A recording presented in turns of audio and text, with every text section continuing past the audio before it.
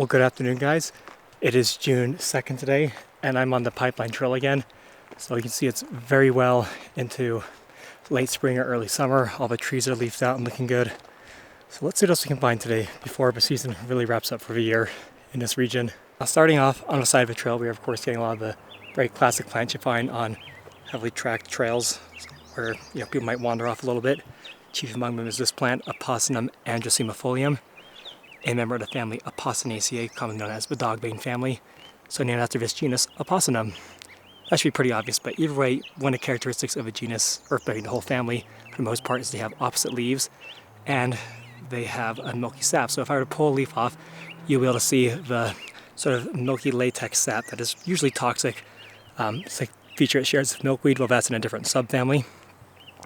Definitely the most common dogbane you find in Utah, though there's also Apocynum cannabinum, sort of in the same types of sites, but not really right here. It's called Galium aparine, whichever you want to pronounce it. Remember the family Rubiaceae. Not a whole lot to say about it. Oh, is that Salsify? That is, so I'm going to pull this. Ah, crap, I didn't get the root, but whatever, because I tried. Yeah, kind of a disturbed site is one might imagine, but it's really got a lot of species that are native, at least. Galium aparine is a bit questionable whether or not it's native.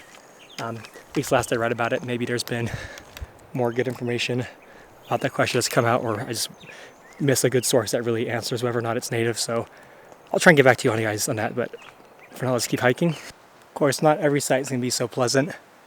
In this forest, there's a ton of dandelion everywhere. I know people say it's an inoffensive, non-native plant, but look just how dense it is here. It's just ridiculous, and this could all be a native species instead, in my opinion.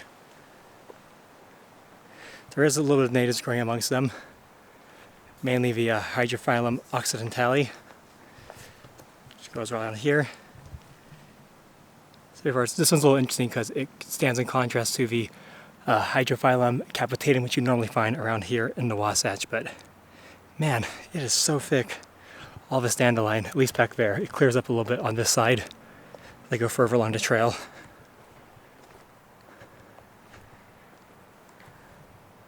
The Hydrophyllum occidentale is pretty dense, thankfully, so I like seeing that. But man, right on the trail margin especially, the dandelion is pretty bad.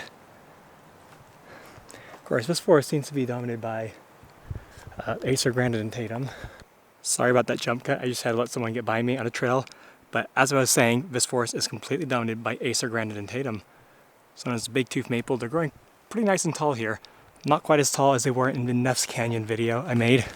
The two of you people watching this video who've also seen the Nest Canyon one, what I'm talking about, but that's my invitation for all of you guys to go watch it. If you think this one's interesting, you might like that one as well, or all my other videos, but whatever. Let's carry on. There's not really a whole lot of new stuff I can talk about here today, but I might as well try. See if the chokecherries are well in bloom now. So I like seeing that, but I don't have to say it's a really nice forest we have here. I'm getting really sick of talking about sort of mountain brush communities, but it's really all that there is to talk about this time of year within reasonable travel distance from my place.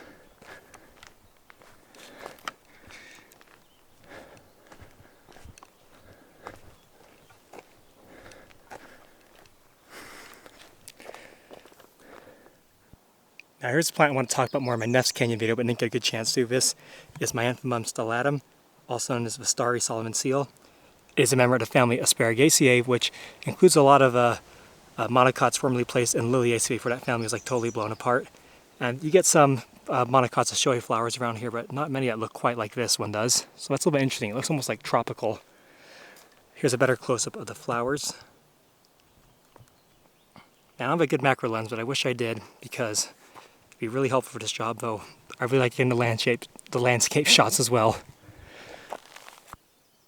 I just had a ton of this Salsify right here, this Tragopogon something or other. There's a few species that have been introduced. This genus that have been since hybridized and created some big mess of weird introduced species complex. But more importantly, I want to talk about this plant here. This is Scrophularia lanceolata, a plant you normally see at higher elevations in here. So it's interesting to see it growing here, and it's is of course the namesake, or at least its genus is, of the family Scrophulariaceae. Now, Scrophulariaceae is a family that you guys should know has probably been completely blown apart. Most of its members have been moved to Plantagenaceae, or former members I should say, but also absorbed some other former families like Myoporaceae and Budligaceae. So it's kind of just a very different family than it used to be, though certainly a little bit smaller. It turns out that most of its members are found in the southern hemisphere, and most of them have flowers that are actinomorphic rather than zygomorphic. This is a zygomorphic flower. Most members of Plantagenaceae that came from this family were also zygomorphic, but turns out most of the species in it are, have a radially symmetric, or like spokes of a wheel kind of symmetry, like your typical flower. Like think of a normal flower and the symmetry it has, and that's what most members of this family has. Not like this, where it's like two halves that are mirroring each other. Interesting to see it growing this far down, and a never good segue to talk about some botanical topics. Right here, got rid of root. This is, I think, Vicia americana, the native vetch species to the Wasatch. There might be another one, but I'm not really sure. Obvious member of the pea family, very pea family-like leaves, and pea family-like flowers.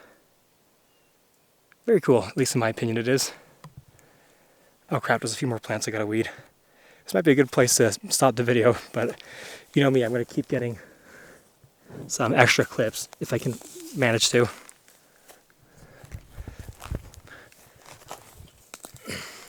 Yeah, there's no stopping the Salsify, but especially when you don't rip them up from the roots like I was trying to. But all we can do is try, right?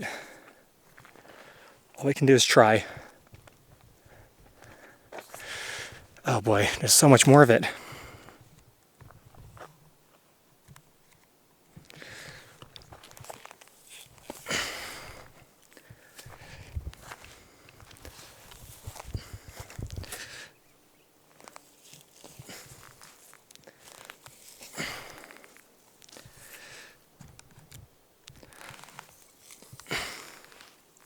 It's be nice to have a GoPro for.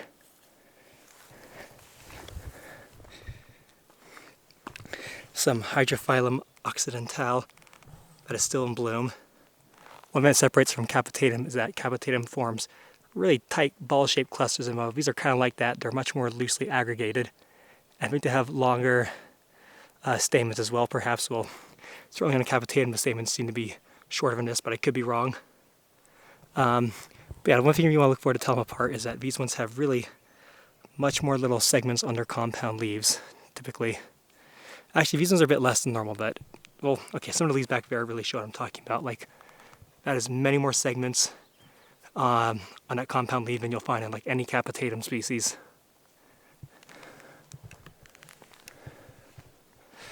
Okay, I promise my next video will be something a little bit different, which probably gives me only about a couple days to figure out how to make it different, because that's what I'm going to try to make my next video. But of course, who knows when I actually get around to uploading this. So thanks for watching, and see you next time. Well, of course, there's going to be one more plant I wanted to talk about. This is Urtica dioica, commonly known as stinging nettle. It's found on both hemispheres, I mean east and west, like all throughout Eurasia, but also North America. But there's a few different subspecies. Does it sting? Come on. Not that bad. This one's... Ooh, that got me.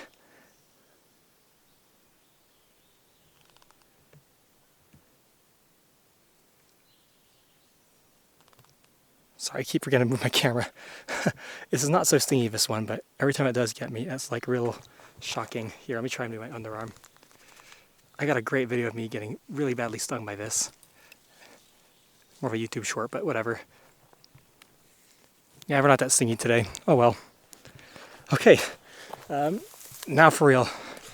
See you guys next time.